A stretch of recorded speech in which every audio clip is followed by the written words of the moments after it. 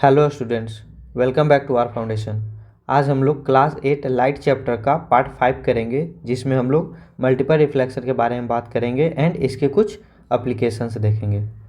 तो देखिए, जब रेज ऑफ लाइट एक से ज़्यादा बार रिफ्लेक्ट करता है, इस फेनोमेना को मल्टीपल रिफ्लेक्शन ऑफ लाइट कहा जाता है।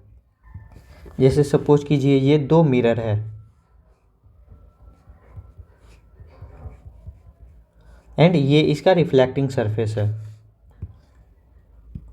तो जब लाइट यहाँ से इंटर करेगी तो इस सरफेस पे आकर के, इस मिरर के इस रिफ्लेक्टिंग सरफेस पे आकर के रिफ्लेक्ट करेगी एंड ये रिफ्लेक्ट करने के बाद इधर आएगी। फिर यहाँ से जब ये रिफ्लेक्ट करेगी, क्योंकि ये भी एक मिरर ही है, तो यहाँ से लाइट रिफ्लेक्ट होकर के यहाँ आएगी।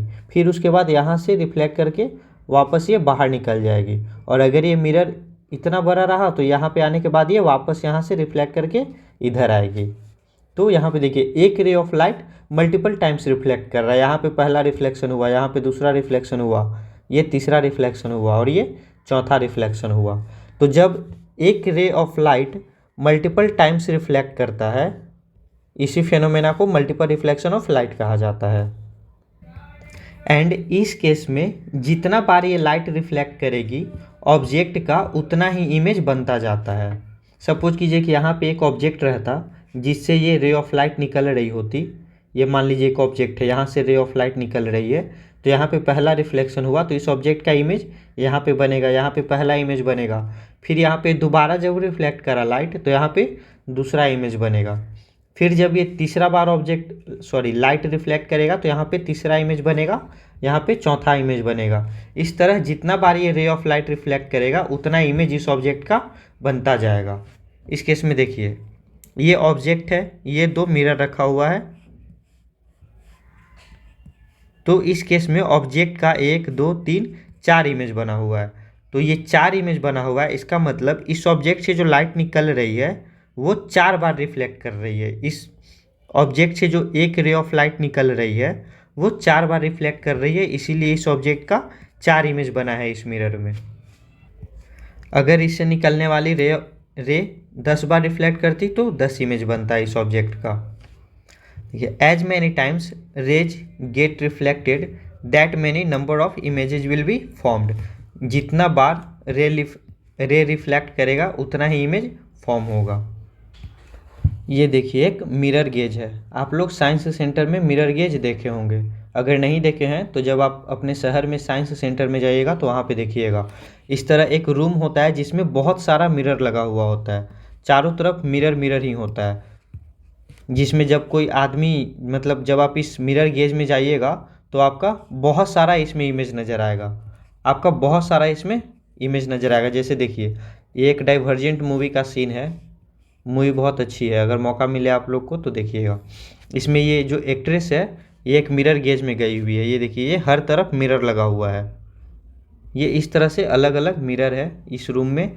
जब ये इसमें गई तो इसका देखिए कितना सारा मल्टीपल इमेज फॉर्म हुआ है। इस एक्ट्रेस का बहुत सारा इमेज फॉर्म हुआ है। तो ये मल्टीपल रिफ्लेक्शन ऑफ लाइट के वजह से होता है। इस रूम में बहुत सारा मिरर होता है एंड जब लाइट एक मिरर पे गिरती है तो वहाँ से रिफ्लेक्ट होकर के दूसरे मिरर पे फॉल करती है, फिर वहाँ से रिफ्लेक्ट करती है तीसरे मिरर पे। तो यहाँ पे मल्टीपल रिफ्लेक्शन होता है, जिसकी वजह से एक ऑब्जेक्ट का बहुत सारा इमेज बनता चला जाता है। एंड जब दो मिरर एक दूसरे के पैरेलल रखा हुआ होता है, देखिए जब दो मिरर एक दूसरे के पैरेलल रखा हुआ होता है और यहाँ पे अगर एक ऑब्जेक्ट आप रखिएगा तो इस ऑब्जेक्ट का इन्फानाइट इमेज बनता जाएगा, क्योंकि इस ऑब्जेक्ट का पहला इमेज यहाँ पे बनेगा, फिर ये दूसरे मिरर में भी इस ऑब्जेक्ट का एक इमेज बनेगा एंड इस मिरर को लगेगा कि ये भी एक ऑब्जेक्ट है एंड इस ऑब्जेक्ट का भी ये एक इमेज बना देगा यहाँ पे। फिर उसके बाद ये इमेज जो है इस मिरर के लिए एज अ ऑब्जेक्ट का काम करेगा एंड इस ऑब्जेक्ट का एक मिरर इमेज यहाँ पे बनेगा एंड इस ऑब्जेक्ट का भी एक इमेज यहाँ पे बनेगा। इसी तरह ये ऑब्जेक्ट भी इस मिरर के लिए ये भी एक ऑब्जेक्ट का काम करेगा एंड फिर वापस से इसका इधर इमेज बनेगा। इसी तरह से इसमें इन्फानाइट नंबर ऑफ इमेज बनता चला जाता है। जब दो मिरर एक दूसरे के पैरेलल रखा हुआ होता है उस केस में इन्फानाइट नंबर ऑफ इमेज बनता है। ये देखिए, चार्ल्स चैपलिन को आप लोग जानते ही होंगे। ये एक अमेरिकन एक्टर हैं। ये मिरर गेज में जाता है तो डर जाता है। देखिए ये मिरर गेज में कितना सारा ये मिरर लगा हुआ है, जिसके वजह से मल्टीपल रिफ्लेक्शन हो रहा है एंड मल्टीपल इमेज बन रहा है इस सेक्टर का। तो आप लोगों को मौका अगर मिले साइंस सेंटर जाने का तो वहाँ पे जा करके मिरर गेज को ज़रूर देखिएगा। सॉरी, इसको मिरर गेज नहीं मिरर मेज कहा जाता है, मिरर मेज होता है। मल्टीपल रिफ्लेक्शन का यूज आप लोग सेलों में भी देखे होंगे, जहाँ पे इस तरह से एक मिरर लगा होता है, उसके पीछे भी एक मिरर लगा हुआ होता है। एंड जब आप यहाँ पे इस तरह से बैठे होते हैं तो आपका फेस वाले पार्ट का इस मिरर में इमेज बनता है एंड आपका बैक पार्ट का, हेड का जो बैक पार्ट होता है, हेयर जो होता है, उसका इमेज यहाँ पे बनता है एंड इस इमेज का वापस से इमेज इस मिरर में बनता है। तो आप लोग इस तरह से अपना फेस का भी पिक्चर इमेज देख सकते हैं एंड पीछे हेयर का भी इमेज देख सकते हैं। इस पिक्चर में देखिए ये फेस यहाँ पे सामने नज़र आता है एंड ये जो बैक पार्ट जो होता है, जो बैक वाला हेयर, इस मिरर में इसका इमेज आता है एंड इस इमेज का यहाँ पे वापस से इमेज बनता है एंड हम लोगों को ये क्लियरली नज़र आता है कि पीछे किस तरह से बाल कटा हुआ है या काटा जा रहा है। नेक्स्ट टॉपिक है कि दो मिरर के वजह से कितना इमेज का फॉर्मेशन हो सकता है। तो ये डिपेंड करता है कि आप ये दो मिरर को कितने एंगल पे एक दूसरे से रखे हुए हो। मैंने आपको बताया अभी कि जब दो मिरर पैरेलली एक दूसरे के रखे जाते हैं, इस केस में इन्फानाइट नंबर ऑफ इमेज बनता है, इन्फानाइट इमेज बनता है। देखिए जब दो मिरर एक दूसरे के पैरेलल होता है, इस केस में हम लोग मानते हैं कि दोनों के बीच का एंगल 0 डिग्री है। तो दो मिरर के वजह से कितना इमेज फॉर्म होगा ये डिपेंड करता है कि ये दोनों मिरर के बीच में एंगल कितना है। एंगल जब 0 होगा, यानी कि जब दोनों मिरर एक दूसरे के पैरेलल रखा हुआ होगा, उस केस में इन्फानाइट इमेज बनेगा। एंड अदर केस में क्या होगा, जब मान लीजिए कि दोनों के बीच में एंगल कुछ थीटा हो, ये थीटा कुछ भी एंगल हो सकता है, 60 डिग्री हो सकता है, 90 डिग्री हो सकता है। मतलब जब दो मिरर को 60 डिग्री पे रखा जाए तो कितना इमेज बनेगा, 90 डिग्री पे रखा जाए तो कितना इमेज बनेगा, मतलब ये थीटा एंगल पे रखने पे कितना इमेज बनेगा, ये कैसे डिसाइड होगा। तो देखिए इसके लिए एक सिंपल फार्मूला है, number of image equal to 360 degree by theta minus 1। ये थीटा हो जाएगा कि दो मिरर के बीच में कितना एंगल है। अगर यहाँ पे 60 होगा, अगर ये 60 होगा तो इसको डिवाइड कीजिए, ये 6 टाइम्स होगा, 6 माइनस 1 5 इमेज। जब आप दो मिरर को 60 डिग्री पे रखिएगा एक दूसरे से, तो इस केस में नंबर ऑफ इमेज 5 फॉर्म होगा। यहाँ पे देखिए 3 इमेज का फॉर्मेशन हुआ है। इसका मतलब ये ऑब्जेक्ट, ये मिरर जो है आपस से 90 डिग्री पे रखा हुआ है। देखिए निकालिए, जब 90 डिग्री पे होगा तो कितना होगा, ये 4 टाइम्स में होगा divide and 4 minus 1 equal to 3 image का फॉर्म होगा, 3 इमेज फॉर्म होगा। तो जब आप दो मिरर को एक दूसरे से 90 डिग्री पे रखिएगा तो इस केस में 3 इमेज का फॉर्मेशन होगा। यहाँ पे देखिए ये दो मिरर है, एक दूसरे से 60 डिग्री पे रखा हुआ है, तो ये 360 बाई 60 माइनस 1 हो जाएगा, तो ये 6 माइनस 1 इक्वल टू 5 हो जाएगा, 5 इमेज का फॉर्मेशन होगा। तो यहाँ पे देखिए ये पहला इमेज है, ये दूसरा इमेज, तीसरा इमेज, चौथा इमेज, ये पाँचवा इमेज। इस ऑब्जेक्ट का 5 इमेज फॉर्म हुआ है। तो जब न्यूमेरिकल में आपसे पूछेगा कि दो मिरर को थीटा एंगल पे रखा हुआ है तो कितना इमेज का फॉर्मेशन होगा, तो इस फॉर्मूला से आप लोग कैलकुलेट कर लीजिएगा। नेक्स्ट है application of multiple reflection of light. देखिए पहला एप्लीकेशन है कैलेडोस्कोप। आप लोग बचपन में कैलेडोस्कोप से खेले होंगे। इसमें कलरफुल ऑब्जेक्ट का मल्टीपल रिफ्लेक्शन होने की वजह से मल्टीपल इमेज बनता है, जो कि देखने में हम लोगों को बहुत खूबसूरत लगता है। तो कैलेडोस्कोप एक ऑप्टिकल इंस्ट्रूमेंट है जो कि रिफ्लेक्शन ऑफ लाइट पे बेस्ड होता है।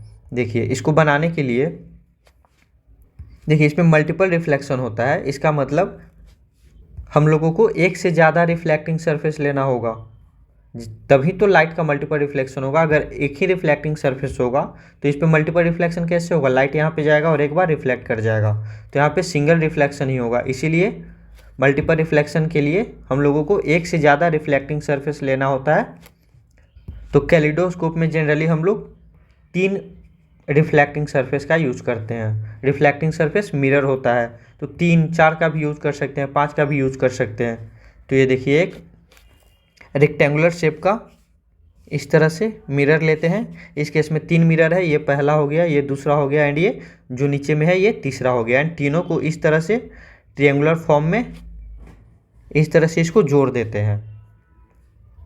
एंड फिर इसके अंदर कलरफुल ऑब्जेक्ट डालते हैं, छोटा छोटा बहुत सारा डिफरेंट कलर का ऑब्जेक्ट डालते हैं। और फिर जब आप इसको एक तरफ से देखिएगा तो ये इस तरह से ब्यूटीफुल इमेज नज़र आता है।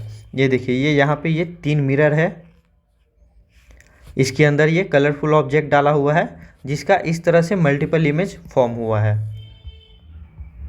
इस केस में भी देखिए किस तरह से मल्टीपल इमेज का फॉर्मेशन होता है। नेक्स्ट एप्लीकेशन हम लोगों को पढ़ना है पेरिस्कोप का। पेरिस्कोप भी एक ऑप्टिकल डिवाइस होता है, ये भी मल्टीपल रिफ्लेक्शन ऑफ लाइट पे ही बेस्ड होता है। इसका हम लोग यूज़ करते हैं अपने से ज़्यादा हाइट पे रखी हुई चीज़ों को देखने के लिए, या फिर कहीं कॉर्नर में देखने के लिए, फिर वैसे ऑब्जेक्ट को देखने के लिए जहाँ तक हम खुद नहीं पहुँच सकते। ये देखिए, ये भी मल्टीपल रिफ्लेक्शन ऑफ लाइट पे ही बेस्ड होता है। सपोज कीजिए कि यहाँ पे कोई ऑब्जेक्ट है एंड ये इस तरह से ट्यूब लाइक स्ट्रक्चर होता है। ये ट्यूब होता है एक इस तरह का, जिसमें 2 मिरर लगा हुआ होता है। एक मिरर यहाँ पे लगा हुआ है एंड एक मिरर यहाँ पे लगा हुआ है। तो देखिए, ऑब्जेक्ट से जो लाइट निकल करके जाती है इस तरह से, वो इस फर्स्ट मिरर पे आने के बाद, ये फर्स्ट मिरर है, यहाँ पे आने के बाद ये रिफ्लेक्ट करती है इस तरह से। एंड ये रिफ्लेक्ट करके यहाँ पे दूसरे मिरर पे आकर के स्ट्राइक करती है एंड फिर यहाँ से वापस रिफ्लेक्ट करके ये हमारी आँखों तक पहुँचती है। तो इस ऑब्जेक्ट से निकली हुई लाइट हमारी आँखों तक पहुँचती है, जिसके वजह से हम लोग इस ऑब्जेक्ट को देख पाते हैं। ये यहाँ पे आपका आई है और ऑब्जेक्ट यहाँ पे रखा हुआ है, तो आप यहाँ तक नहीं पहुँच पाते। अगर आप यहाँ पे खड़े होते और ये आपका आई होता तो आप यहाँ से डायरेक्ट ऑब्जेक्ट को देख सकते थे, बट आप यहाँ पे नीचे हैं। ये मान लीजिए कि 10 मीटर का हाइट है और आप यहाँ पे 8 मीटर पे हैं, तो आप इतना ऊंचा आकर के नहीं देख सकते। इसीलिए ये पेरिस्कोप का यूज करके आप इस ऑब्जेक्ट को देख सकते हैं। इसके स्ट्रक्चर को अच्छे से देख लीजिए, डायग्राम को अच्छे से देख लीजिए, पेपर में पूछ सकता है। तो ये एक ट्यूब लाइक का स्ट्रक्चर होता है जिसमें 2 मिरर का यूज हुआ रहता है। ये 2 मिरर का यूज होता है एंड लाइट ऑब्जेक्ट से आकर के पहला मिरर पे स्ट्राइक करती है, उसके बाद रिफ्लेक्ट होकर के दूसरे मिरर पे जाती है, वहाँ पे जाकर के वापस रिफ्लेक्ट होती है और फिर हमारे आँखों तक पहुँचती है। तो इस डिवाइस का यूज हम लोग बहुत जगह करते हैं। जैसे मान लीजिए कि ये आपका घर का रैक है, आप यहाँ पे खड़े हैं, आपको यहाँ पे कुछ चीज़ें देखनी है कि यहाँ पे है या नहीं है, तो आप इस डिवाइस का यूज़ करके इसको देख सकते हैं। देखिए, इसका यूज़ सबमरीन में भी होता है। सबमरीन आप लोग जानते हैं ये हमेशा वाटर के नीचे होता है, तो इसको जब सरफेस के ऊपर देखना होता है तो ये पेरिस्कोप का यूज करता है। देखिए, यहाँ से लाइट जाती है, यहाँ पे मिरर लगा होता है, इस पे जा कर के रिफ्लेक्ट करती है और ये नीचे आती है। फिर यहाँ पे एक मिरर ये इस तरह से होता है, फिर यहाँ पे एक मिरर लगा होता है, तो ये लाइट यहाँ पे आकर के रिफ्लेक्ट करती है, फिर ये इधर आती है और यहाँ पे जो आदमी होता है, जो सबमरीन के अंदर होता है, वो इसको देख पाता है। तो इसका यूज जब आप सबमरीन से जब सबमरीन से लड़ाई होता है तो सरफेस के बाहर देखने के लिए यूज आता है इस पेरिस्कोप का। नेक्स्ट एक छोटा सा टॉपिक है कलर ऑफ सनलाइट। तो आप लोग जानते हैं सनलाइट का कलर वाइट होता है, जो कि 7 कलर से मिल करके बना होता है। तो जब आप इस वाइट लाइट को एक प्रिज्म के थ्रू पास करवाते हैं तो ये अपने अपने वेवलेंथ के अकॉर्डिंग डिस्पर्स कर जाता है। देखिए, डिस्पर्शन ऑफ लाइट होता है जब आप एक लाइट को, वाइट लाइट को प्रिज्म के थ्रू पास करवाते हैं तो इसका 7 कलर जो है इस लाइट का, वो सब अलग अलग डिस्पर्स हो जाता है। ये जो लाइट है, वाइट लाइट, 7 कलर में ब्रेक हो जाता है। इसी फेनोमेना को डिस्पर्शन ऑफ लाइट कहा जाता है। The splitting of sunlight, sunlight का स्प्लिट होना यहाँ पे into 7 colour after passing through prism is called dispersion. इसी फेनोमेना को डिस्पर्शन कहा जाता है। तो देखिए हम लोग जानते हैं कि सनलाइट जो है एक वाइट लाइट है जो कि 7 कलर से मिल करके बना हुआ है। एंड हमने आपको ये भी बताया था कि जब लाइट एक मीडियम से दूसरे मीडियम में जाती है तो वो बेंड करती है। ये मान लीजिए कि एयर है और ये ग्लास है, तो लाइट जब यहाँ से ग्लास में जाती है तो थोड़ा सा बेंड कर जाती है। ये लाइट यहाँ से गई तो ये थोड़ा सा बेंड कर जाती है। जब एक मीडियम से दूसरे मीडियम में जाती है तो स्पीड कम हो जाता है लाइट का। तो यहाँ पे देखिए ये जो लाइट है 7 कलर में इसलिए स्प्लिट हो जाता है क्योंकि सारा लाइट का वेवलेंथ अलग अलग होता है। एंड अलग अलग वेवलेंथ का लाइट अलग अलग एंगल से बेंड करता है। यहाँ देखिए रेड कलर सबसे कम बेंड हुआ है।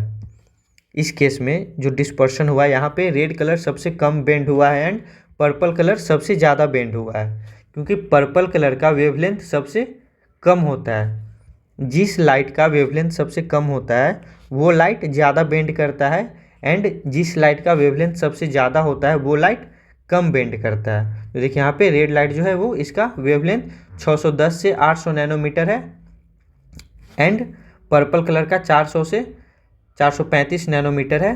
तो इसका इससे हाफ है अप्रॉक्स, इसीलिए ये ज़्यादा बेंड करा है एंड रेड लाइट का वेवलेंथ ज़्यादा होने की वजह से ये कम बेंड किया है। ये देखिए रेनबो भी डिस्पर्शन के वजह से ही फॉर्म होता है। यहाँ पे ये लाइट जो है प्रिज्म के वजह से नहीं बल्कि वाटर ड्रॉपलेट के वजह से डिस्पर्स करवाता है लाइट का।